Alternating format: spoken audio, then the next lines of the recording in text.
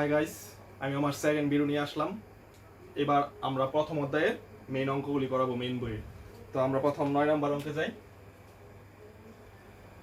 9 number অঙ্কে বলছে অমূলদ সংখ্যা প্রমাণ করার জন্য 9 এর কয়ে বলছে √5 একটি অমূলদ সংখ্যা। প্রমাণ করতে হবে যে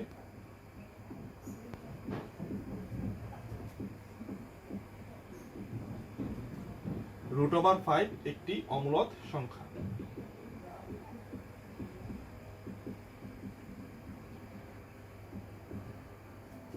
প্রমাণ সবাই এই অঙ্কটা প্রমাণ করার সময় অবশ্যই অনেক আতঙ্কিত হয়ে যায়, মনে করে এই অঙ্কটা প্রায় অর্ধেকটাই মুখস্থ টাইপের, কিন্তু এইসব কিছুই না।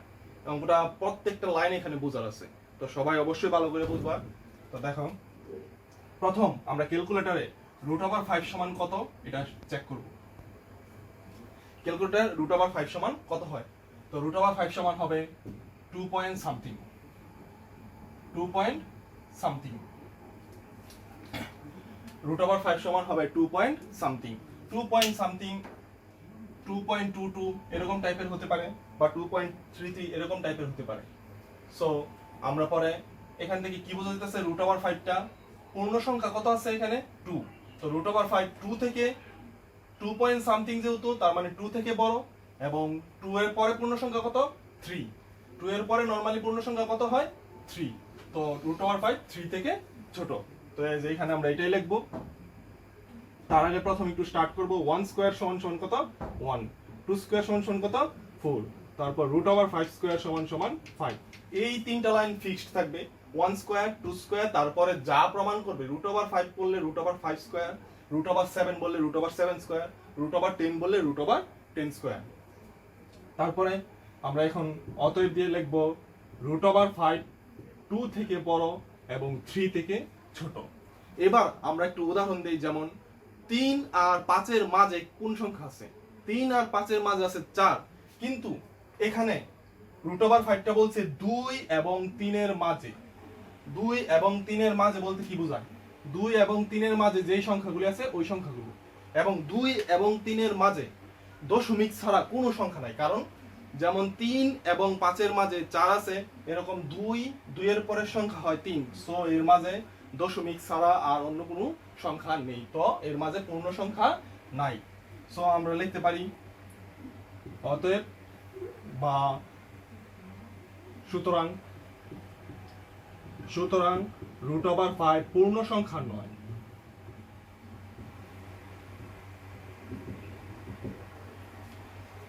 এবার আমরা একটু জিনিস খেয়াল করবো, এখানে প্রমাণ করতে বলছে √5 একটি অমূলদ সংখ্যা। তাই আমরা প্রথম একটা জিনিস লক্ষ্য করব, এটা অমূলদ সংখ্যা প্রমাণ করতে বলছে দেখা আমরা সর্বপ্রথম এটা চেষ্টা করব মূলদ প্রমাণ করার জন্য। যদি এটা কোনোভাবেই আমরা মূলদ প্রমাণ করতে না পারি, তাহলে অবশ্যই এটা কি হবে, অমূলদ হইতে বাধ্য। তাই আমরা সর্বপ্রথম চেষ্টা করব এটি অমূলদ সংখ্যা প্রমাণ করার জন্য। এই জন্য লিখি প্রথম ধরি √5 একটি মূলদ সংখ্যা। আমরা একটা জিনিস খেয়াল করি, আমি আগের ভিডিওতে অবশ্যই লেখা দিছিলাম মূলদ সংখ্যা কাকে বলে। যে সংখ্যাকে ভগ্নাংশ আকারে প্রকাশ করা যায় তাকে বলা হয় মূলদ সংখ্যা। ভগ্নাংশ মানে লব ও হর আকারে, আর লব ও হর আকারে আরেকটু সংক্ষেপে কি বলা হয়, p/q। p কে বলা হয় লব, q কে বলা হয় হর। সো আমরা যেহেতু এখানে √5 একটি মূলদ সংখ্যা ধরছি, তবে ধরা যায় √5 = p/q। সাইড নোটে দেব, যেহেতু p ও q এর মধ্যে 1 ভিন্ন সাধারণ কোনো উৎপাদক নেই। যেহেতু p ও q এর মধ্যে 1 ভিন্ন সাধারণ কোনো উৎপাদক নেই। এবার এই কথাটার মানে আমাদের অবশ্যই সবাইকে বুঝতে হইব। যেমন এই কথাটার মানে হচ্ছে p ও q এর মধ্যে 1 ভিন্ন সাধারণ কোনো উৎপাদক নেই। তার মানে হচ্ছে p এর মান যেমন 7, q এর মান 10 7 এর কি লেখা যায় 1 into 7 10 এর কি লেখা যায় 1 into 2 into 5 সো এই যে এখানে 1 ছাড়া আর কোনো কিছুর মিল নাই তো 1 ছাড়া আর কোনো কিছু মিল নাই তাই আমরা p এর মান 7 এবং 10 ধরতে পারবো p এর মান 7 আর q এর মান 10 ধরতে পারবো কিন্তু আমরা p এর মান 3 এবং q এর মান 9 ধরতে পারবো না কারণ 3 এর লেখা যায় 3 into 1 9 এর লেখা যায় 3 into 3 into 1 মানে এরকম 1 ভিন্ন আর কোনো কিছু মিল থাকলে ওই মানগুলো আমরা p আর q এর মান ধরতে পারবো না তাই এই কথাটা লিখে দিলাম q এর মধ্যে 1 ভিন্ন সাধারণ কোনো উৎপাদক অবশ্যই থাকবে না তাহলেই এটা মূলদ সংখ্যা প্রমাণিত হবে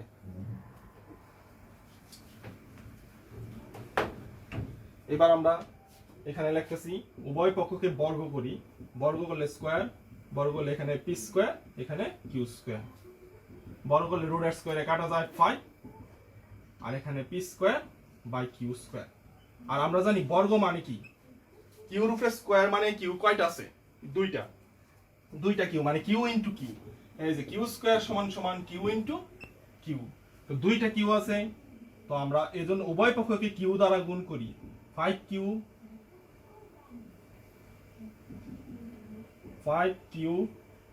সমান সমান p স্কয়ার বাই q এই যে উভয় পক্ষকে আমরা q দিয়ে গুণ করছি এখানে q দিয়ে গুণ করলে q আর এখানে q দিয়ে গুণ করলে এখানে দুইটা q আছে q দিয়ে যদি এখানে আমরা গুণ করে দেই এই যে q p square by q স্কয়ারে যদি q দ্বারা গুণ করে দেই একটা কাইটা গিয়ে আরেকটা q থাকবে এইজন্য আমরা লিখছি p স্কয়ার বাই q নিচে ইচ্ছা করলে আমরা সাইড নোট দিতে পারি উভয় পক্ষকে q দ্বারা গুণ করে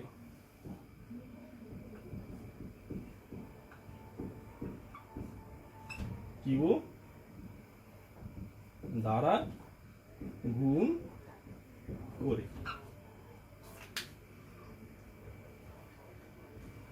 তারপরে এবার আমরা একটা জিনিস খেয়াল করি এখানে লিখব স্পষ্টত্ব এবার আমরা যাচাই করব 5q আমরা q এর মানটা কত ধরছিলাম p সমান ধরছিলাম 7 আমরা এখানে আর অন্য যে কোনো মান ধরে নিতে পারবো q সমান ধরছিলাম 10 আর এমন মান ধরতে পারবো যে মানগুলোর মধ্যে 1 ভিন্ন আর কোনো কিছু মিল থাকবে না অন্য কোনো উৎপাদকে মিল থাকবে না যেমন এখানে ধরছি আমরা p এর মান q আর q এর মান 10 তো এবার 5 এর লগে যদি আমরা 10 গুণ করি 5 10 কত 50 আর 50 একটা কি সংখ্যা পূর্ণ সংখ্যা এজন্য লিখতেছি স্পষ্টত্ব মানে দশমিক ছাড়া সংখ্যা এজন্য এটাকে বলা হয় পূর্ণ সংখ্যা আমার আগের ভিডিওতে অবশ্যই পূর্ণ সংখ্যা কাকে বলে এর বর্ণনা দেওয়া আছে 5q স্পষ্টত্বে 5q পূর্ণ সংখ্যা অপর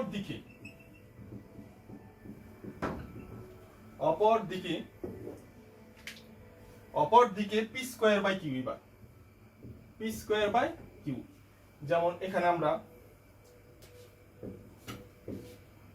p square by q p স্কয়ারের মান কত p এর মান 7 স্কয়ার q এর মান 10 7 স্কয়ার মানে 49 49 এর 10 দ্বারা ভাগ করলে কত হয় 4.9 মানে দশমিক ছাড়া সংখ্যা মানে দশমিক সহ সংখ্যা মানে পূর্ণ সংখ্যা নয় একটু আগে মাত্র আমরা প্রমাণ করছি 5q পূর্ণ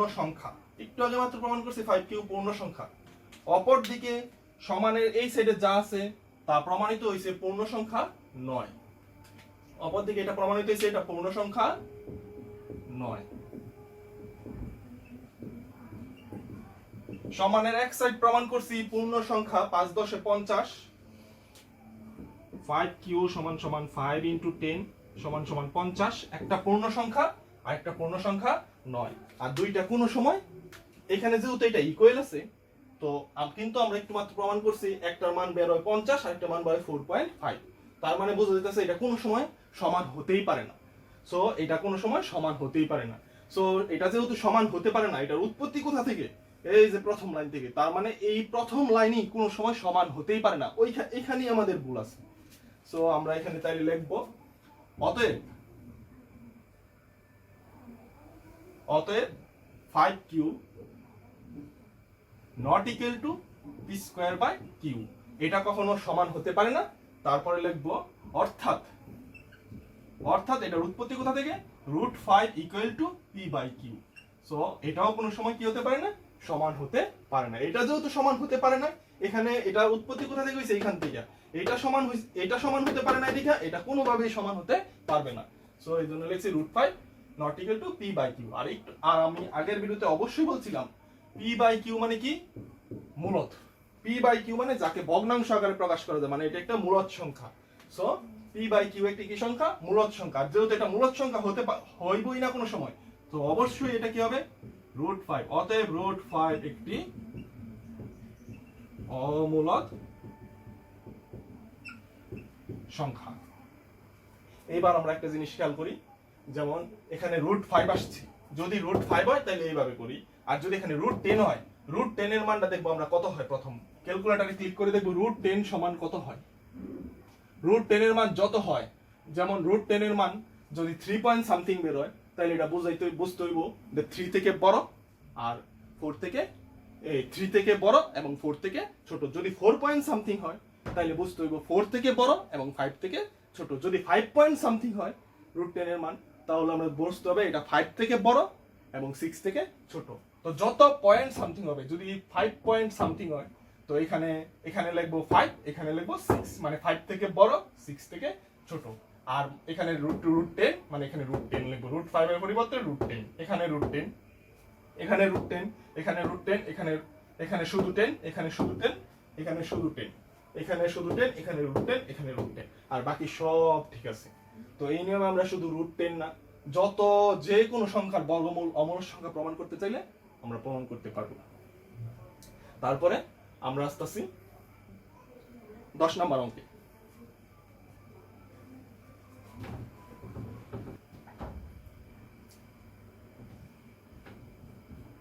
আমরা 10 এর খ করাই, 10 এর খ করাইলে ক পারবো। তো 10 এর খ এর মধ্যে আছে প্রথম 1/√2। এটা ক্যালকুলেটরে ক্লিক করে এটার মান হয় 0.707 dot dot dot dot dot, অনেক মান। তারপরে √2, এটা হয় 1.414 dot dot dot dot dot. এবার আমাদের 10 নম্বরে বলছে 1/√2 এবং √2 এর মাঝে দুইটি সংখ্যা বের করতে, একটা মূলদ আর একটা অমূলদ, এবং দুইটা অমূলদ চাইতে পারে এবং দুইটা অমূলদ চাইতে পারে, দুইটা মূলদও চাইতে পারে, দুইটা অমূলদও চাইতে পারে। কিন্তু ক্ষয়ের মধ্যে বলছে এটার মধ্যে একটা মূলদ একটা অমূলদ বের করার জন্য। সো আমরা প্রথম লিখব ধরি। আর একটু আগে আমি 9 নম্বর অঙ্কে বলছি কোনো কিছু মাঝে বলতে কি বোঝায়, যেমন 3, 4, 5। 3 আর 5 এর মাঝে কি আছে, 4। তো 4 হচ্ছে মাঝের সংখ্যা। সেম ভাবে এখানে মাঝে বলতে কি বোঝাইছে, ছোট থেকে বড় আর বড় থেকে ছোট, তাহলে বলা হয় এটাকে মাঝে। তো এখানে বড় কোনটা, এখানে বড় হচ্ছে গিয়া এটা বড়, এটা ছোট। তাই আমাদের প্রমাণ করতে হইব এটা থেকে বড় এবং এটা থেকে ছোট এমন মান ধরতে হইব। তো প্রথম লিখি a সমান সমান লিখি 0.8। আমরা শুধু 0.8 না, 0.8 মানে বোঝাইতেছে 0.7 থেকে বড় এবং 1.414 থেকে ছোট। 0.82, 0.89, 0.9, শুধু 1, আরো অনেক কিছু লিখতে পারবো। তো এবার আমরা তারপরে লিখলাম b। দুইটা সংখ্যা ধরতেছে, একটা a আর একটা b। a মানে এই সংখ্যাগুলি আমরা একটা নিয়ে কাজ করব, কিন্তু বাকিগুলি অনেকগুলি লেখা দেখাই দিলাম। এখন b এর মধ্যে লিখতেছি 0.8024 dot dot dot dot dot. পরে আরো অনেক সংখ্যা লিখতে পারবো, যেমন 0.8924 dot dot dot dot, 0.9275 dot dot dot dot, আর অনেক। তো এবার আমি বলি, এখানে প্রত্যেকটা সংখ্যা লেখার পরে আমরা ডট ডট দিছি, কিন্তু এখানে সংখ্যাগুলির পরে ডট ডট দেই না। ডট ডট না দেওয়ার কারণ হচ্ছে এটা মূলদ সংখ্যা, আর ডট ডট দেওয়ার কারণ হচ্ছে এটা অমূলদ সংখ্যা। যার মান দশমিকের পরে একটা নির্দিষ্ট সীমার মধ্যে থাকে, বা নর্মালি দশমিকের পরে না, দশমিক ছাড়াও একটা নির্দিষ্ট সীমার মধ্যে থাকে, তাকে বলা হয় মূলদ সংখ্যা, মানে তাকে ভগ্নাংশ আকারে প্রকাশ করা যায়। আর যার নির্দিষ্ট সীমার মধ্যে থাকে না তাকে বলা হয় অমূলদ সংখ্যা। কিন্তু আবার আবৃত দশমিক ভগ্নাংশের ক্ষেত্রে একটু ভিন্ন রকম, যেটা আমি আবৃত দশমিক ভগ্নাংশ পড়ানোর সময় বোঝাবো। সো আমরা প্রথম এটা মূলদ আর এটা অমূলদ। এবার এটা যাচাই করব এটা কিভাবে এই দুইটার মাঝে অবস্থিত। তো লিখবো স্পষ্টত্ব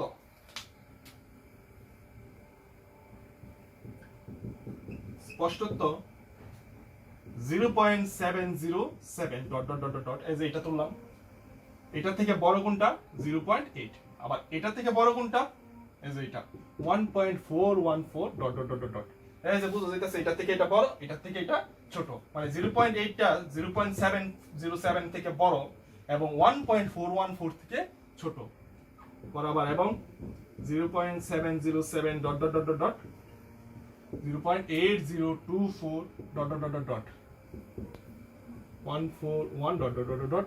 এখানে কিন্তু আমরা চাইলে অনেক মান ধরতে পারবো, এটা আমার খুশি মতো ধরছি। আর অবশ্যই আমরা চাইবো যাতে এমন সংখ্যা ধরার জন্য যাতে একটা সংখ্যার সাথে আরেকটা সংখ্যা না মিলে, তাইলে আবৃত দশমিক ভগ্নাংশে যাওয়ার চান্স থাকবে না, মানে ভুল হওয়ার চান্স থাকবে না। তারপরে সত্যতা যাচাই করা হয়েছে, তো এবার লিখবো আমরা অতএব এ ও বি উভয়ই 1/√2 ও √2 এর মাঝে অবস্থিত। উভয়ই 1/√2 ও √2 এর মাঝে অবস্থিত। এবার এই যে মাঝে অবস্থিত, এখানে প্রমাণ করলাম এটা কিভাবে মাঝে অবস্থিত, এবং একটা মূলদ সংখ্যা আর একটা অমূলদ সংখ্যা। সবাই খেয়াল করব এই দুইটা মান কিন্তু আমরা চাইলে কিন্তু এখানে অন্য মানও ধরতে পারি। সো এটা বইয়ের মধ্যে কোনো নির্দিষ্ট আনসার দেওয়া থাকবে না, আনসার অবশ্যই নিজের করে দেওয়া থাকবে, কারণ এখানে অসংখ্য মান আনসার হতে পারে। সো এই যে পরে লাস্ট লাইন লিখবো অর্থাৎ না লিখে আমরা জাস্ট লিখতে পারি যার মধ্যে এ মূলদ সংখ্যা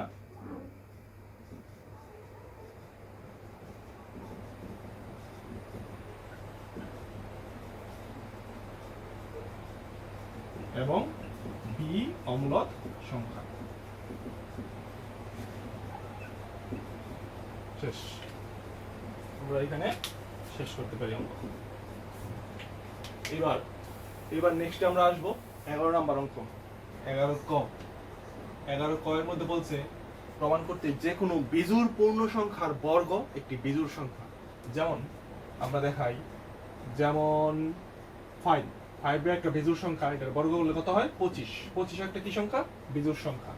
পরে যেমন মনে করি 3 একটি বিজোড় সংখ্যা, 3 এর যদি আমরা স্কয়ার করি কত হয় 9 একটি বিজোড় সংখ্যা। এবার হচ্ছে গিয়া 7 স্কয়ার সমান কত 49। তো 7 একটি বিজোড় সংখ্যা এবং 49 একটি বিজোড় সংখ্যা। এখানে কিন্তু আমরা দেখেই বুঝা যেতেছে যে কোনো বিজোড় পূর্ণ সংখ্যা মানে দশমিক ছাড়া সংখ্যার বর্গ একটি বিজোড় সংখ্যা দেখা বোঝা যেতেছে। কিন্তু দেখা বোঝা গেলে হবে না, এটা আমরা এমন ভাবে প্রমাণ করতে হবে যার মধ্যে পৃথিবীর সকল বিজোড় সংখ্যা বোঝা যায়। কিন্তু এখানে 5 এর মধ্যে সকল বিজোড় সংখ্যা বোঝায় না, 3 এর মধ্যে সকল বিজোড় সংখ্যা বোঝায় না, 7 এর মধ্যে 3 এর সকল বিজোড় সংখ্যা বোঝায় না। কিন্তু যদি আমরা লিখি ধরি 2n + 1 একটি বিজোড় পূর্ণ সংখ্যা,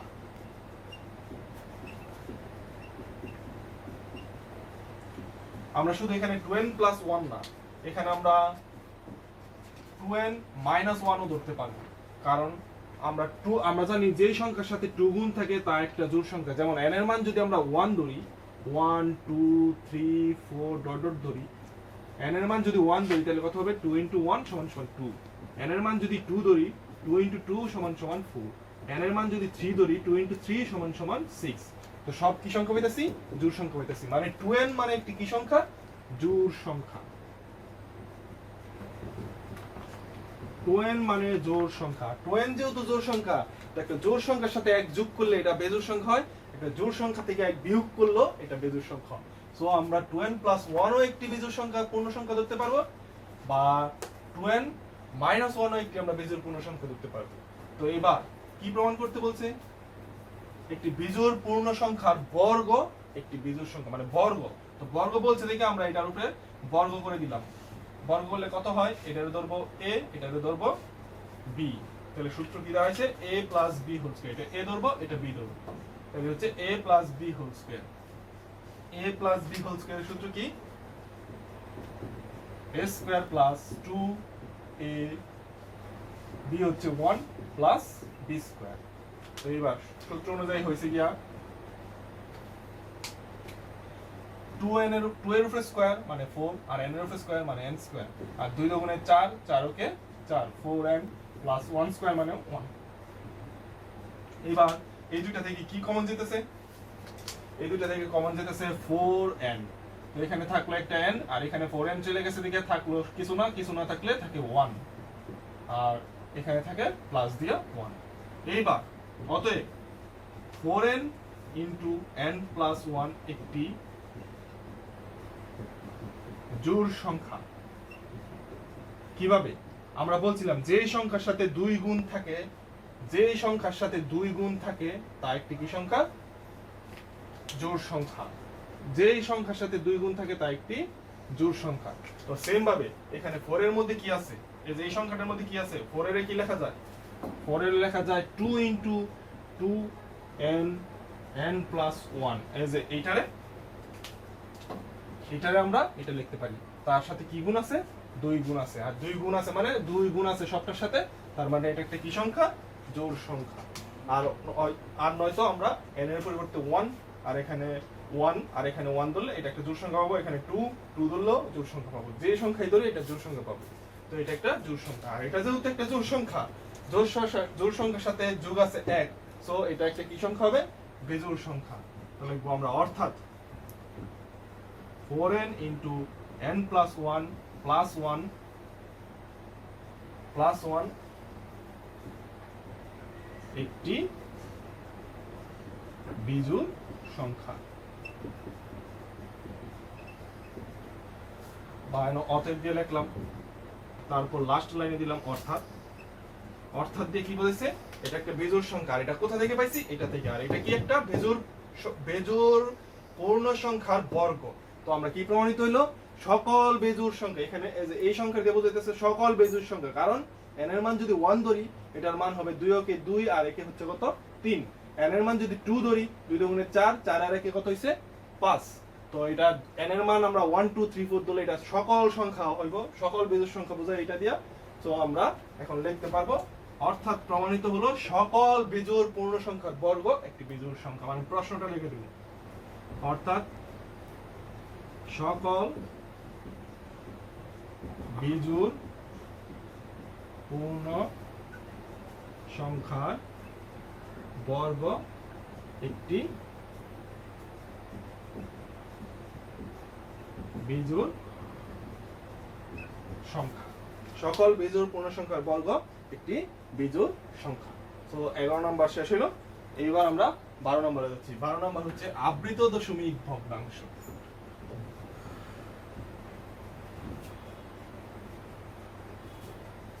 12 নম্বর হচ্ছে আবৃত দশমিক ভগ্নাংশ। আমি আশা করি 12 একটা দেখাইলে সবগুলি কমপ্লিট।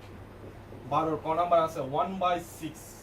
এখন এটা ক্যালকুলেটরে অনেক ইজি ভাবে করা যায়, ক্যালকুলেটরও আমি দেখাবো, কিন্তু আমি প্রথম খাতা কলমে যদি কয়ের মধ্যে আসে তাহলে কিভাবে করবা তোমরা এটা দেখাচ্ছি। তো এবার দেখো, প্রথম এখন লিখে আমরা 1/6 মানে 1 রে 6 দ্বারা ভাগ করব।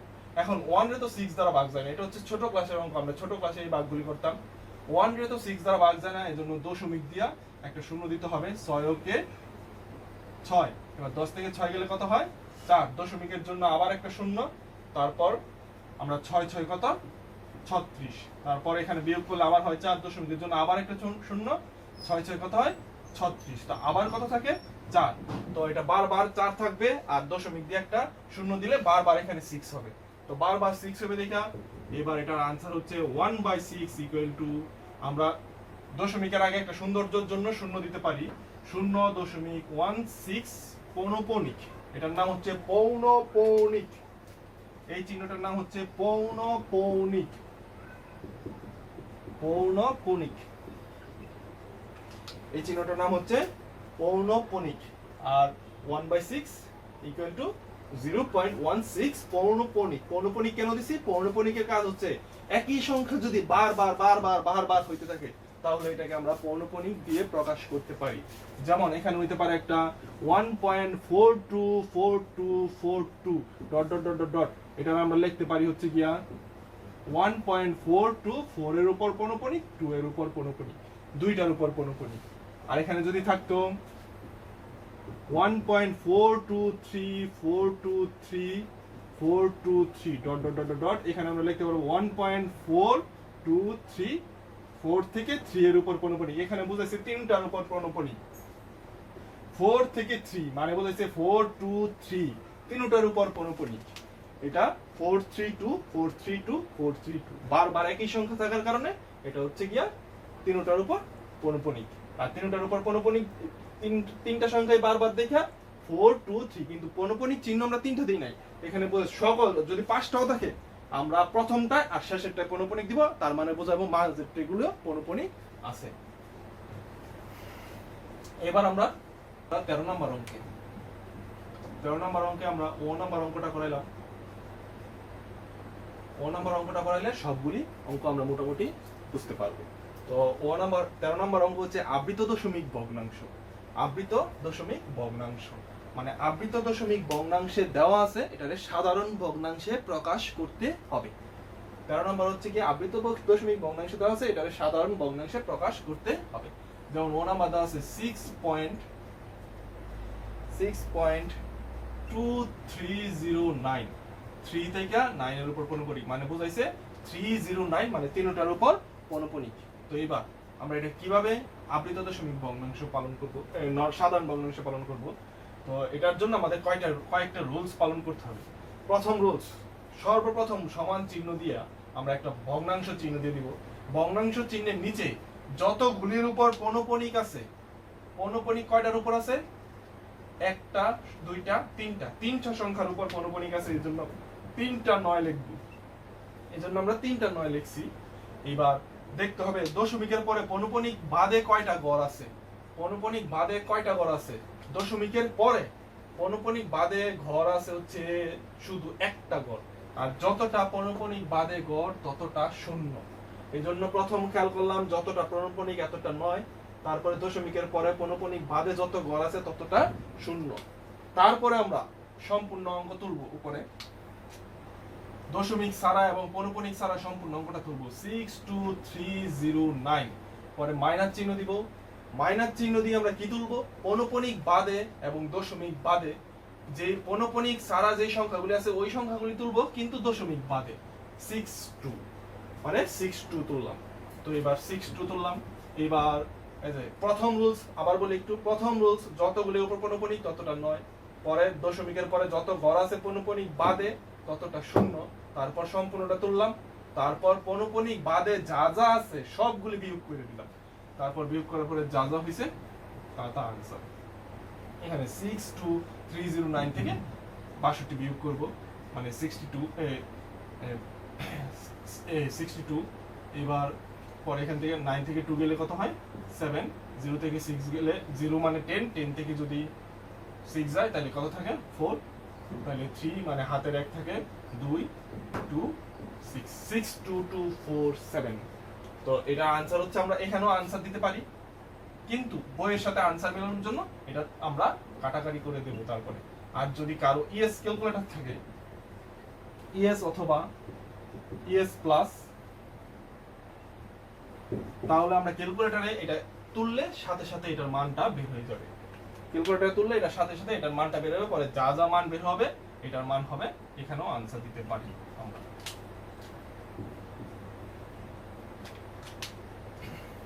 তারপর আসতেছি আমরা 14 নাম্বার অঙ্কে। আশা করি 13 এই নিয়মে আমরা সবগুলি অঙ্ক পারবো। তারপর 14 নাম্বার অঙ্ক হচ্ছে গিয়া সদৃশ আবৃত দশমিক ভগ্নাংশ। সদৃশ মানে, সদৃশ কথার মানে আমাদের এখন বুঝতে হবে। সদৃশ মানে যেমন আমরা রাস্তায় কাউকে দেখলে বলি, এই আজকে তোমার মতো একজনকে আমি দেখেছি, এটা আমরা সদৃশ বলতে পারি। সদৃশ মানে দেখতে প্রায় সেম কিন্তু সর্বসম নয়। সর্বসম মানে হচ্ছে অবিকল আমি, মানে আমার একদম আরেকজন, মানে কোনো অমিল নেই, মানে এটা আমি, এটারে বলা হয় সর্বসম, মানে একদম অবিকল আরেকটা। আর সদৃশ মানে বোঝায় দেখতে প্রায় সেম, কিন্তু জিনিস দুইটা সর্বসম হতেও পারে আবার না হতে পারে, একটা কনফিউশন থাকে সদৃশের মধ্যে। যেমন সদৃশ হচ্ছে দেখতে সেম। তো এবার আমরা 14 নম্বর অঙ্কে একটা অঙ্ক দেখাই। যেমন গহ নাম্বার অঙ্কটা দেখাই। প্রথমে আছে 12.32 কমা 2.19 প্রণোপণিক 9 এর উপর। তারপরে আছে 4.3256 4.3256 2 আর 6 এর উপর প্রণোপণিক, না সরি মানে 5 আর 6 এর উপর প্রণোপণিক। এবার আমরা অঙ্কে আসি সদৃশ। এটা সদৃশ কিভাবে বানাবো? প্রথম আমরা নিচে নিচে 12.32 সমান 2.19 সমান 4.3256 উপর প্রণোপণিক সমান দিয়ে দিলাম। এবার আমরা একটা জিনিস খেয়াল করব, দেখব প্রায় সবগুলি সমান চিহ্ন যাতে প্রায় একটা লেভেলে থাকে, তাহলে অঙ্কটা দেখতে সুন্দর হবে। তারপর এখন আমরা একটা জিনিস খেয়াল করব, দশমিকের পরে এখানে কয় ঘর আছে? 2 ঘর। এখানে কয় ঘর আছে? 2 ঘর। এখানে কয় ঘর আছে? 1 ঘর। তাইলে আমরা দশমিকের পরে এখানে 2 ঘর, এখানে 1 ঘর, এখানে 2 ঘর। তো আমাদের অবশ্যই সবচেয়ে বেশি যেটা আছে দশমিকের পরে এটা বানাতে হবে। যেমন দশমিকের পরে এখানে 2 ঘর, এখানে 1 ঘর, এখানে 2 ঘর, মানে 2 ঘরই আছে হাইস্ট সর্বোচ্চ। তো আমাদের প্রত্যেকটার মধ্যে দশমিকের পরে 2 ঘর বানাতে হবে। সদৃশ মানে বোঝাচ্ছে জাস্ট দশমিকের পরের ঘরগুলি যাতে প্রায় সেম টু সেম মিল থাকে। তো আমরা এখানে কি লিখতে পারি? এখানে যেহেতু 2 ঘর আছেই, তো আমরা 12.32 লিখে দিব। আর এখানে লিখবো 2.19 লিখে দিলাম। আর এখানে লিখলাম 4.32। মানে প্রত্যেকটার মধ্যে দশমিকের পরে কয় ঘর করে লিখছি? 2 ঘর করে। দশমিকের পরে 2 ঘর, আর বাকিগুলি লিখি নেই। তারপরে আমাদের আসতেছে নতুন একটা রুলস। যেমন এখানে এবার আমরা পৌনঃপুনিকের ঘর বসাবো কয়টা? পৌনঃপুনিকের ঘর এখানে নাই একটাও, এখানে আছে একটা, এখানে আছে 2টা। এবার পৌনঃপুনিকের ঘরটা আমরা কিভাবে বসাবো? যতগুলি পৌনঃপুনিকের ঘর এখানে আছে 2টা, এখানে আছে একটা, তাইলে এই 2টার আমরা লসাগু করব। এই 2টার কি করব? লসাগু। 2 আর 1 এর লসাগু। 2 আর 1 এর লসাগু আমরা যদি 1 দা দেই, 1 দা দিলে এখানে 2 আর 1 দা দিলে 1, মানে 2 ওকে 2, 2 ওকে 2। তো লসাগু কত হইছে? 2। এখানে পৌনঃপুনিকের ঘর যদি এখানে 3 থাকতো, যদি বাই চান্স এখানে 3টা পৌনঃপুনিক থাকতো, 3 2 আর 1 আর এখানে থাকতো 2টা, এখানে থাকতো একটা, মানে 3 1 আর 2। এখানে যদি 3টা পৌনঃপুনিকের ঘর থাকতো, এখানে একটা আর এখানে 2টা, তাহলে 3টা লসাগু করলাম মিলে। লসাগু করার পরে কত হইলো?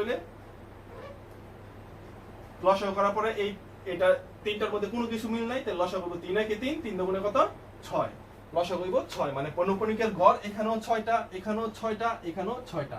পৌনঃপুনিকের ঘরটা আমরা অবশ্যই লসাগুর উপর নির্ভর করে বসাবো, মানে যতগুলি এটা এটা এটা 3টা ঘর থাকলে 3টা, 4টা থাকলে 4টা, রাশি 4টা থাকলে 4টা পৌনঃপুনিকের রাশিগুলো নিয়ে আমরা লসাগু করে তারপর মানগুলি বসাবো ততটা পৌনঃপুনিকের ঘর। তাইলে এখানে পাইছে কত? 2টা আর এখানে একটা, এই জন্য 2 আর 1 এর লসাগু। এটা আমরা এখানেও করতে পারি 2 ওকে 2, মানে কোনো মিল না থাকলে। তো লসাগু পৌনঃপুনিকের ঘর কয়টা হইছে? লসাগু যেহেতু 2 হইছে, তাহলে পৌনঃপুনিকের ঘর এখানেও 2টা, এখানেও 2টা, এখানেও 2টা। কিন্তু যেহেতু এখানে পৌনঃপুনিকের ঘরই নাই, তাইলে আমরা 2টা ডাবল শূন্য। আর সদৃশ কথার মানে হচ্ছে এমন ভাবে মিলাতে হবে যাতে এইটা আর এটা সেম হয়, কিন্তু দেখতে তিনটা সমান হয়। দেখতে যাতে এই তিনটা সমান হয়, কিন্তু এটা আর এটা, মানে এই মান আর এই মান যাতে অবশ্যই সমান হয়, অবশ্যই যেন কি হয়? সমান হয়। এই জন্য আমরা এবার এখানে 2টা শূন্য দিয়ে দিলাম। 2টা শূন্য দেওয়া, দশমিকের পরে শূন্য দেওয়া যে কথা, না দেওয়া একই কথা শেষে। এই জন্য আমরা 2টা শূন্য দিয়ে দিলাম। শূন্য দিয়া তার উপর 2টা পৌনঃপুনিক দিয়ে দিলাম, কারণ আমাদের অবশ্যই পৌনঃপুনিকের ঘরটা মিলাতে হবে, তাইলে এটাকে আমরা সদৃশ বলতে পারবো।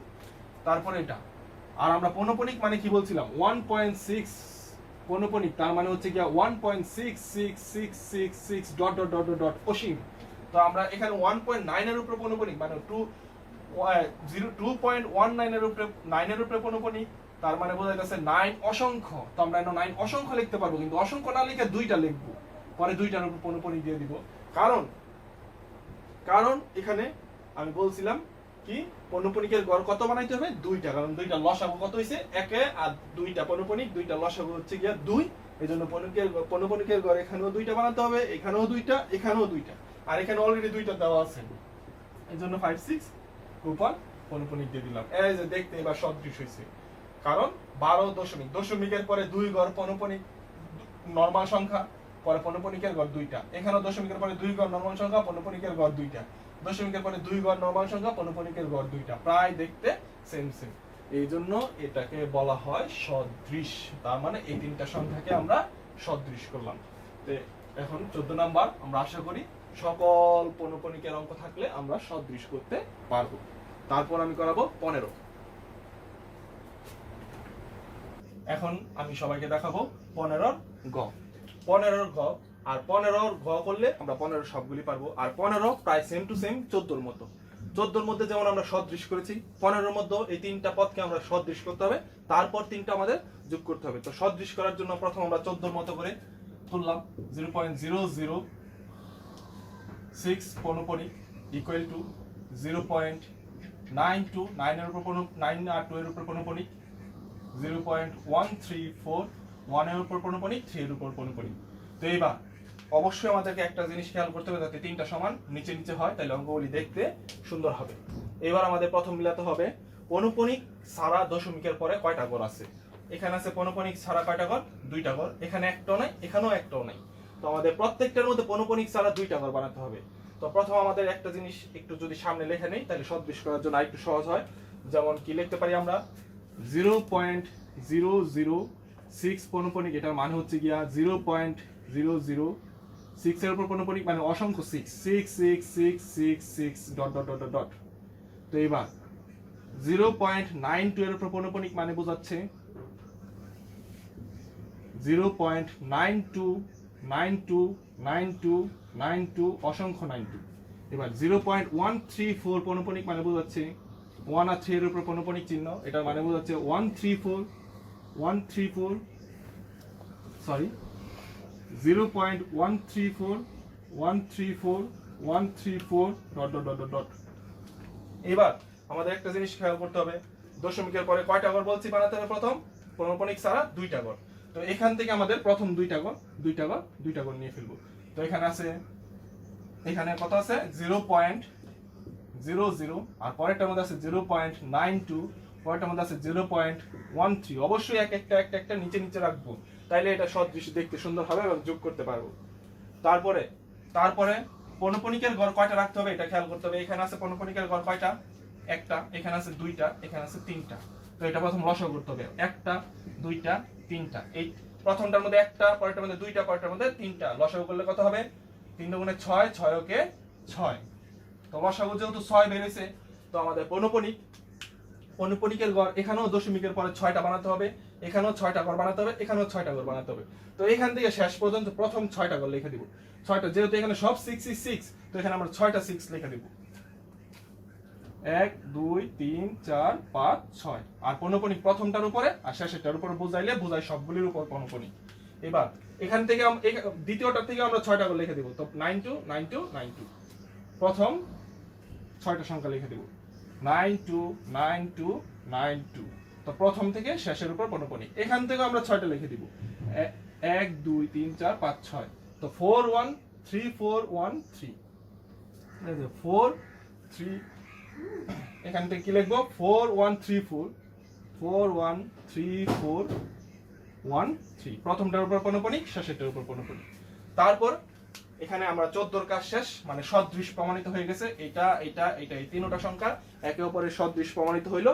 এবার আমরা এই তিনটা যোগ করব। যোগ করার জন্য আমাদের একটা কাজ অবশ্যই খেয়াল করতে হবে, যে কাজটা হচ্ছে এখানে পনুপনিকের গড় 6টা আছে, কিন্তু আমাদের প্রথম দুইটা নিতে হবে। প্রথম দুইটা, এখানেও প্রথম দুইটা, এখানেও প্রথম দুইটা। প্রথম দুইটা নেওয়ার পরে এই প্রথম দুইটা এই সাইডে লিখে ফেলতে হবে 6 6 9 2 4 1। প্রথম দুইটা আমাদের সব সময় প্রথম দুইটা নিয়ে কাজ করতে হবে। এখন আমরা একটা জিনিস খেয়াল করি, এখানে যেমন একটা অঙ্কে আছে 0.6 পনুপনিক, আর এখানে আছে 0.5 পনুপনিক। এটা যদি আমরা যোগ করতে চাই, এখানে আমরা কয়টা গুণ লিখবো? সবসময় বলছিলাম যোগ করার ক্ষেত্রে এই সাইডটা অবশ্যই রাখতে হবে, যে সাইডটার মধ্যে প্রথম দুইটা থাকবে। এখানে আর এখানে আছেই একটা, এখানেও আছেই একটা, আমরা দুইটা কিভাবে লিখবো? তো যেই সংখ্যাটা একটা আছে এটাই আমরা ডাবল লিখে দিব। যদি একটা সংখ্যা দুইয়ের কম সংখ্যা থাকে, মানে দুইটা ছাড়া যদি একটার উপর যদি পৌনঃপুনিক থাকে, তাহলে আমরা একই সংখ্যা ডাবল লিখে দিব। আর যদি দুইয়ের অধিকবার সংখ্যার উপরে থাকে পৌনঃপুনিক, তাহলে প্রথম দুইটা লিখবো। দুইটা থাকলেও দুইটা লিখবো, তিনটা থাকলেও দুইটা লিখবো প্রথম দুইটা, চারটা থাকলেও প্রথম দুইটা লিখবো। লেখার পরে আমাদের যোগ করতে হবে। তো এটা আমরা যোগ করব। 6 দিয়ে কত? 8, 8 এর একে কত? 9। পরে 6 এ 9 কত? 6 এ 9 কত? 15, 15 আর 4 কত? 19, 19 এ 9, হাত আছে কত? 1, হাতের একে 6 7, 7 এ 2 9, 9 এ 3 12, 12 2, হাত আছে কত? 1, আর হাতের একে 6 7, 7 এ 9 কত? 16, 16 আর একে কত? 17, 17 7, হাত আছে কত? 1, 6 এর একে 7, 7 এ 2 9, 9 এ 4 13, 13 3, হাত আছে কত? 1, পরে 6 আর একে 7, 7 এ 9 কত? 16, 16 আর 3 এ কত? 19, 19 এর 9, হাত আছে কত? 1, 6 আর একে 7, 7 এ আর 2 কত? 9, 9 আর একে কত? 10, 10 এর 0, হাত আছে কত? 1, হাতের একে 6 7, 7 এ 9 16, 16 আর 9 কত? 16 আর 9 বলে 16 আর 4 কত? 20, 20 এর 0, হাতে আছে কত? 2, হাতে 2 আর 2 এ 4, 4 এ 3 এ কত হচ্ছে? 7। পরে হচ্ছে গিয়া এখানে আর হাতে নাই, তো 9 আর একে কত? 10, 10 এর 0, হাতে আছে 1। এবার হাতের 1 আর 3টা 0 যোগ করলে কত হয়? 1। আর যেখানে দশমিক আছে দশমিকের নিচে নিচে দশমিক দিব, আর এটার যেটার মধ্যে পৌনঃপুনিক আছে এটার নিচে নিচে পৌনঃপুনিক দিব, আর এটার যেখানে পৌনঃপুনিক আছে এটার নিচে নিচে পৌনঃপুনিক দিব। তারপরে আমাদের আনসারটা কিন্তু জাস্ট এতটুকু হবে। আর এই কাজটুকু আমরা করছি, এই কাজটুকু এই যোগখানি করছি আমরা জাস্ট গেলে এখান থেকে যে হাতে আছে হাতে কত থাকে তা এখানে যোগ করার জন্য। আর এটার আর কোনো কাজ নেই, আনসারটা হচ্ছে এটা। তারপর আমরা লিখে দেব অতএব নির্ণয় যোগফল সমান সমান 1.07009372, 0 এর উপর পৌনঃপুনিক, 2 এর উপর পৌনঃপুনিক। আনসার। এবার আমরা যাব 16 নম্বর অঙ্কে।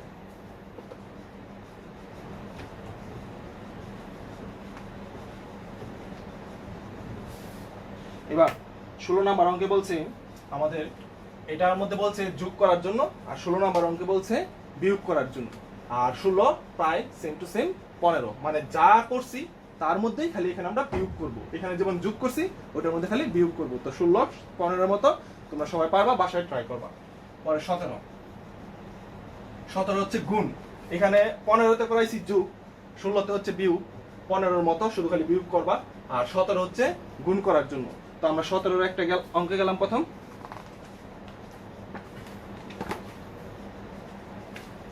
17 নম্বর অঙ্কে আমরা যে কোনো একটা দেখাইলাম, যেমন মনে করো দেখাইলাম খ নাম্বার। 17-এর খ আছে 2.4 পৌনঃপুনিক ইন্টু 0.81, 8 এর উপর পৌনঃপুনিক, 1 এর উপর পৌনঃপুনিক। এটা হচ্ছে কিছুটা 13 নম্বর অঙ্কের মতো। 13 নম্বর অঙ্কের মধ্যে বলছিল আবৃত দশমিক ভগ্নাংশকে সাধারণ ভগ্নাংশে প্রকাশ করো। তো প্রথম এটা আমরা সাধারণ ভগ্নাংশে প্রকাশ করব। প্রথম এটারে সাধারণ ভগ্নাংশ বানাবো, তারপর এটারে সাধারণ ভগ্নাংশ বানাবো, তারপর দুইটা গুণ করব। তো সাধারণ ভগ্নাংশ বানানোর ক্ষেত্রে সর্বপ্রথম একটা ভাগ চিহ্ন দিতে হবে। পরে যতটা পৌনঃপুনিক ততটা 9, পৌনঃপুনিক এখানে একটার উপর, এজন্য একটা 9। পরে দশমিকের পরে পৌনঃপুনিক বাদে কোনো যত গড় থাকবে ততটা 0। দশমিকের পরে পৌনঃপুনিক বাদে কোনো গড় নাই, তো এই জন্য 0 হবে না। তো পরে যা আছে সম্পূর্ণটা এখানে লিখতে হবে, লেখা পরে বিয়োগ করতে হবে পৌনঃপুনিক বাদে যা যা সংখ্যা আছে সবগুলি। তো পৌনঃপুনিক বাদে এখানে শুধু 2 আছে, তো 2 বিয়োগ করতে হবে। পরে গুণ দিয়া পরে আবার সেম ভাবে ভগ্নাংশ চিহ্ন, যতটার উপর পৌনঃপুনিক, 2টার উপর পৌনঃপুনিক, এর জন্য 2টা 9। পরে সম্পূর্ণটা তুলতে হবে, আর সামনে কোনো সংখ্যা নাই, শুধু 81 তুলবো। আর বিয়োগ করতে হবে পৌনঃপুনিক বাদে যা আছে তা, পৌনঃপুনিক বাদে শুধু একমাত্র 0 আছে, এর জন্য 0 বিয়োগ করতে হবে। পরে 24 থেকে 2 গেলে বিয়োগ করলে হয় 22, পরে বাই 9 গুণ এখানে হচ্ছে 81/99। পরে আমরা এটা কাটাকাটি করব, 9 দা 81। এখানে আমরা কিন্তু কাটাকাটি দেখাইতে হবে না, আমরা সরাসরি আনসারটা লিখতে পারবো, কিন্তু আমি কাটাকাটি করে দেখাই দিচ্ছি। 9 দা গুণ করলে 9 9 81, 9 দা গুণ করলে 11, 11 দা কাটলে 9 দা 81 কাটলে 9, আর 9 দা এটা কাটলে 11, 11 দা এটা কাটলে 11 দুগুণে 22। তো आंसर হচ্ছে 2। এই যে এটা হচ্ছে आंसर 17 এর খ। তো 17 ওয়ালা সব প্রায় সেম, আর 18 হচ্ছে এটার মতোই, শুধু খালি বিপরীত। এটা 18 নং এর মতো। এবার 18 এর নিয়ম, আমরা 18 এর নিয়মটা দেখাই দিচ্ছি। এই অঙ্কটা দিয়ে 18 এর নিয়ম দেখাই দিচ্ছি। এই অঙ্কটা সেম টু সেম। আমরা 2.4 পনপনি এখানে ইনটু না দিয়া শুধু 18 এর মধ্যে ভাগ চিহ্ন আছে, এটার ভাগ থাকবে। তো 0.81 পনপনি। তো এটার মধ্যে সেম টু সেম আমরা এই অঙ্কটা করব। সেম টু সেম অঙ্কটা করে শুধু খালি ভাগ হবে। তো এখানে হবে 20, এখানে হবে 24 মাইনাস 2/9 ভাগ এখানে হবে 81 মাইনাস 0/9। 24 থেকে 2 গেলে 22/9। আর ভাগের যদি এখানেই কাজটা খালি ভিন্ন করতে হবে। ভাগের যদি আমরা গুণ দেই, এটা উল্টায় যাবে। উল্টায় গেলে 9 চলে যাবে উপরে, আর 81 থেকে 0 গেলে 81 চলে যাবে নিচে। মানে ভাগ করলে প্রথম ভগ্নাংশ ঠিক থাকবে, আর দ্বিতীয় ভগ্নাংশ ভাগের পরিবর্তে যদি গুণ দেই উল্টায় যাবে। লব হয়ে যাবে হর, হর হয়ে যাবে লব। তারপরে আমাদের কাটাকাটি করতে হবে। এটা দিয়ে এটা কাটলে হয় কত? 11।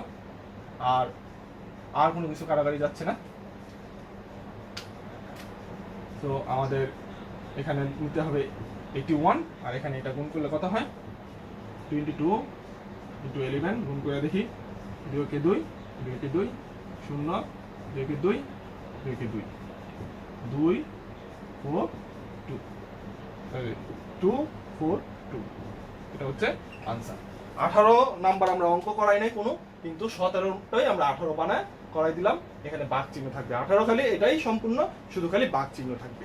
তো এবার 18 গেল। এবার আমরা যাব 19 নাম্বার অঙ্ক। আর 19 নাম্বার অঙ্ক হচ্ছে আমরা ছোট ক্লাসে অঙ্ক করছি বর্গমূল।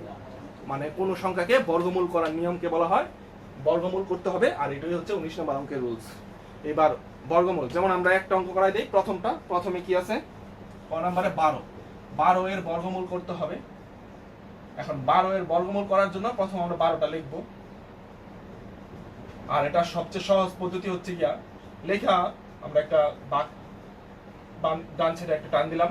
টান দেওয়ার পরে এটা সবচেয়ে সহজ পদ্ধতি হচ্ছে গিয়া ক্যালকুলেটরে আমরা প্রথম √12 ক্লিক করে এটা ফলটা বসাই দেব। √12 তে ক্লিক করলে এটা ফলটা হয় 3.410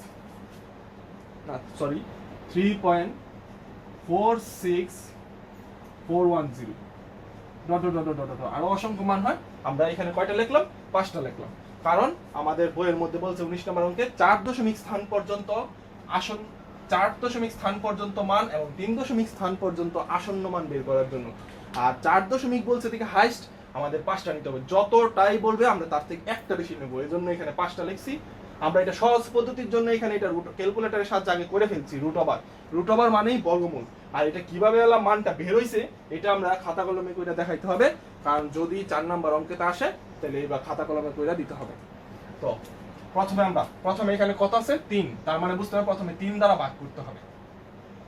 তো 3, এখানে 3 বর্গমূলের রুলস হচ্ছে এখানে যত লিখবো তত দ্বারা তারে গুণ করব। এখানে 3 লিখছি, এর জন্য 3 দ্বারা গুণ করতে হবে। 3 গুণ 3 সমান কত হচ্ছে? 9। এই যে 9 হচ্ছে, এখানে 9 লিখবো। আর 12 থেকে 9 গেলে কত হয়? 3। তারপরে এটা হচ্ছে প্রথম রুলস।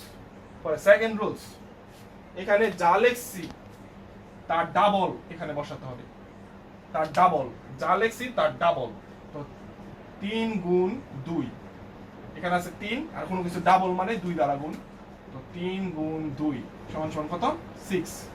তো এই যে এখানে বসাতে হবে 6। আর এমন ভাবে বসাতে হবে যাতে এখানে একটা সংখ্যা বসাতে পারি। এইবার তারপর আছে দশমিক। কারণ 6 দিয়ে 3 এর ভাগ যাইতেছে না, কারণ 3টা ছোট সংখ্যা। এজন্য এখানে একটা দশমিক দিয়া, এখানে একটা দশমিক দিয়া, এখানে নরমালি আমরা দশমিক দিলে আমরা কয়টা শূন্য দেই? নরমাল ভাগের ক্ষেত্রে একটা শূন্য দিই, কিন্তু বর্গমূল মানেই জোড়া। তো আমাদের দশমিকের পরিবর্তে 2টা শূন্য, জোড়া শূন্য দিতে হবে। এটাই বর্গমূলের আরেকটা রুলস। তারপরে সেকেন্ডে এখানে আছে কত? 4। তার মানে এখানে আমাদের 4 লেখা 4 দিয়ে গুণ করতে হবে। এখানে 4 লিখছি, তো এখানে আমরা 4 লিখে দিব। পরে এখানে কত হইছে, এখানে হচ্ছে 64। আর এটার নিয়ম হচ্ছে কি, আমরা এখানে 64 হওয়ার পরে এটারে 4 দিয়ে গুণ করতে হবে, কারণ এখানে 4 লিখছি, 4 লেখার জন্য আমরা 4 দ্বারা গুণ করছি। যদি এখানে 5 লিখতাম 65 রে 5 দ্বারা গুণ করতাম, যদি 6 লিখতাম 66 রে 6 দ্বারা গুণ করতাম। এটাই বর্গমূলের রুলস। আর এটা আমরা প্রথম ভাগ করে দেখাবো, তার ভাগ করে নিব মানে রুট ওভার করে নেব, তারপরে ফলগুলি বসায় বসায় মানগুলি করব, তাহলে সহজ হবে আমাদের। 4 4 16 6, হাতে আছে 1, 424, হাতে রেখে 25, 256।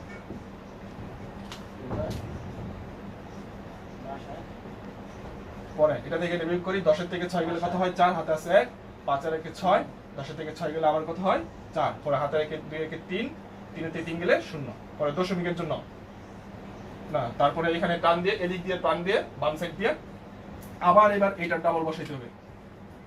এবার এটা ডাবল কত,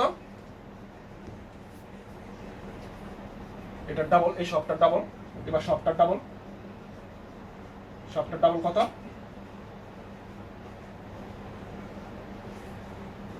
সবটা ডাবল হচ্ছে, সবটা দশমিক ছাড়া কাজ করতে হবে। সবটা হচ্ছে 34, 34 এর ডাবল কত, মানে 2 দ্বারা গুণ, গুণ 2, 34 এর ডাবল করলে হয় কত, 4 দুগুণে 8, 3 দুগুণে 6, মানে 68। তো এখানে বসাতে হবে এবার ডাবল, 34 এর ডাবল মানে 68।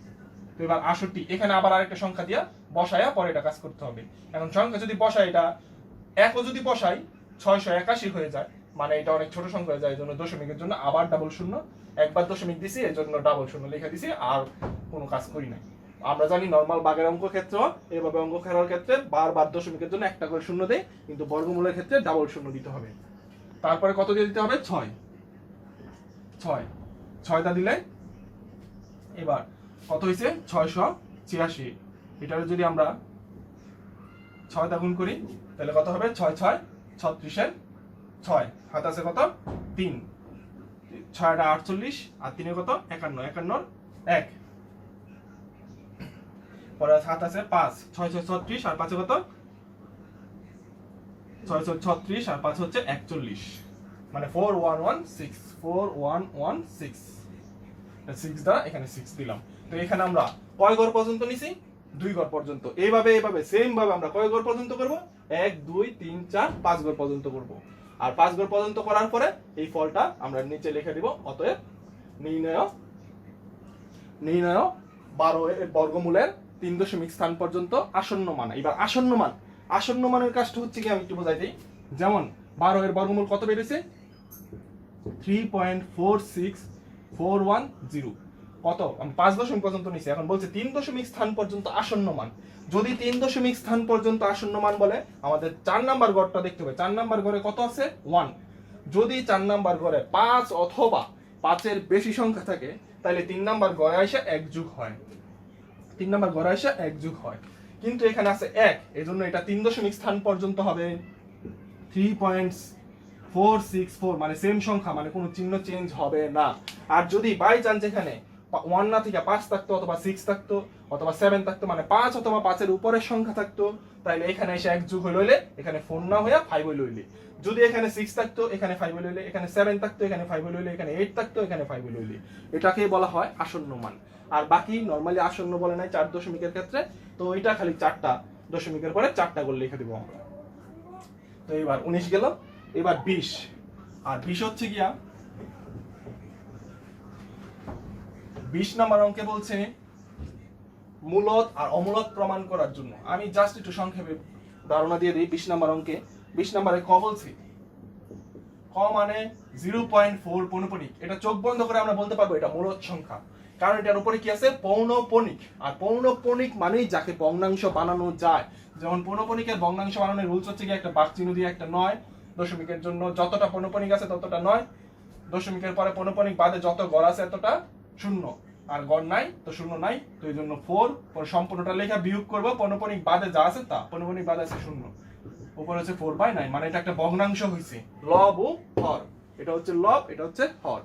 আর মূলদ সংখ্যার মানে হচ্ছে যাকে ভগ্নাংশ আকারে প্রকাশ করা যায় তাকে বলা হয় মূলদ সংখ্যা। তো এটাকে ভগ্নাংশ আকারে প্রকাশ করা যায়, সো এটা একটা কি সংখ্যা, মূলদ সংখ্যা। সো 20 নাম্বার হচ্ছে মূলদ আর অমূলদ প্রমাণ করার জন্য। তো 20 নাম্বার অঙ্ক আমি প্রত্যেকটা অঙ্কে দেখব যাকে ভগ্নাংশ আকারে প্রকাশ করা যায় তাকে বলা হয় মূলদ সংখ্যা, এবং যাকে ভগ্নাংশ আকারে প্রকাশ করা যায় না তাকে বলা হয় অমূলদ সংখ্যা। তো এইভাবে আমরা মূলদ আর অমূলদ বের করব। তো 20 নাম্বার গেল। আর 21 নাম্বার অঙ্ক হচ্ছে গিয়া সেম টু সেম 11-র মতো। 21 নাম্বার বলছে সেম টু সেম 11-র মতো। 21 নাম্বারে বলছে কোন দেখাও যে কোন সংখ্যাকে মানে নরমালি একটা বেজোড় সংখ্যাকে বর্গ করলে তাকে 8 দ্বারা ভাগ করলে ভাগশেষ 1 থাকে। যেমন আমি দেখাই দিই, যেমন একটা বেজোড় সংখ্যা 3, এটার বর্গ করলে কত হয় 3, 3 এর বর্গ করলে কত হয় 9, আর 9 এর 8 দ্বারা ভাগ করলে কত হয় 8 দ্বারা ভাগ করলে 8 কে 8। এবার ভাগশেষ কত হইছে, এই যে ভাগশেষ হইছে 1। আরেকটা বেজোড় সংখ্যা 5 এর স্কয়ার করলে কত হয় 25, আর 25 এর 8 দ্বারা ভাগ করলে কত হয় 25 এর 8 দ্বারা ভাগ করলে 3 8 কত 24, ভাগ থাকে ভাগশেষ থাকে 1। এই যে প্রত্যেক ক্ষেত্রে ভাগশেষ 1, এটাই আমাদের প্রমাণ করতে হবে। এটা সেম টু সেম 11 নাম্বার অঙ্কের মতো। আমরা এটা ট্রাই করব, যদি না পারি আমার কমেন্ট বক্সে অবশ্যই জানাবা, আমি এই অঙ্কটা আবার সলভ করে দেব। কিন্তু আশা করি তোমরা সবাই এই অঙ্কটা পারবা। আর 21 হচ্ছে গিয়া 21 সরি এটা 21ই বললাম। 22 নাম্বার সৃজনশীলের ক হচ্ছে গিয়া 20 নাম্বারের মতো মূলদ আর অমূলদ বের করার জন্য, আর মানে কোনটি মূলদ আর কোনটি অমূলদ বের করার জন্য 20 নাম্বার অঙ্কের মতো। আর খ নাম্বার হচ্ছে গিয়া 10 নাম্বার অঙ্কের মতো, আর গ নাম্বার হচ্ছে গিয়া 9 নাম্বার অঙ্কের মতো। তো প্রথম অধ্যায়ের মোটামুটি সব অঙ্ক প্রায় শেষ, এখানে প্রথম অধ্যায় সমাপ্ত হইল। আর তারপরে নেক্সটে আমরা প্রথম অধ্যায় এইবার শেষ করলাম, নেক্সটে শেষ করবো হচ্ছে গিয়ে আমরা এই 9 10-এরই ষষ্ঠ অধ্যায় মানে জ্যামিতি। এই অধ্যায়টা নিয়ে সবাই অনেক চিন্তিত থাকে, এই অধ্যায়টা প্রায় অনেকে পড়তে চায় না, কিন্তু ভেরি ভেরি ইম্পর্টেন্ট ষষ্ঠ অধ্যায় থেকে প্রায় প্রত্যেকবারই এসএসসি পরীক্ষা একটা না একটা সৃজনশীল থাকেই, প্রায় সৃজনশীল থাকে, প্রত্যেক বোর্ডেই প্রায় আসে। আর ষষ্ঠ অধ্যায়টা এই জন্য ভেরি ভেরি ইম্পর্টেন্ট এবং সবাই অনেকে এই চ্যাপ্টারটা পড়তে চায় না। তো নেক্সটে আমি ষষ্ঠ অধ্যায় নিয়ে আলোচনা করব। প্রথমে ষষ্ঠ অধ্যায় বেসিক দেবো, তারপরে ষষ্ঠ অধ্যায় জ্যামিতি স্টার্ট করব। আর অবশ্যই যদি আমার এই ভিডিওটি ভালো লাগে সবাই সাবস্ক্রাইব করবেন এবং লাইক শেয়ার এন্ড কমেন্ট করবেন।